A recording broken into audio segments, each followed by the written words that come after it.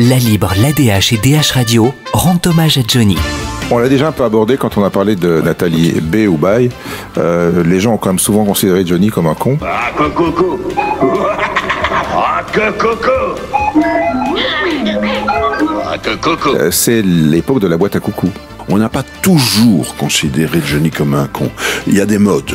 Donc il y a la période où il est bon de déclarer et d'affirmer qu'on est un fan inconditionnel de Johnny, et à la période suivante, il est bon et intelligent de dire Johnny est un con. Ça, c'est un truc qu'il a poursuivi pendant toute sa vie. Et effectivement, il y a la période des haqueux, la période des guignols.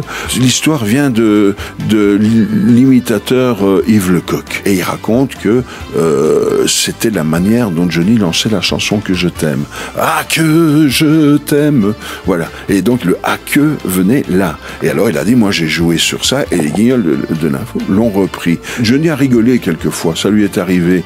Il n'aime pas trop qu'on égratigne son personnage, mais enfin il prétend avoir rigolé, mais il dit, moi ça m'a surtout gêné parce que Laura à l'époque avait une petite dizaine d'années, et on se moquait d'elle à l'école, et c'est pas drôle que pour un gosse que tout le monde traite ton père d'imbécile. Ah que non, que Johnny fait pas du kayak, que Johnny fait de la Harley Davidson. Je pense qu'il est impossible de faire une carrière comme la sienne si on est un imbécile, ça c'est clair. Il y a au moins l'intelligence du métier, ça on peut pas dire qu'il l'a pas.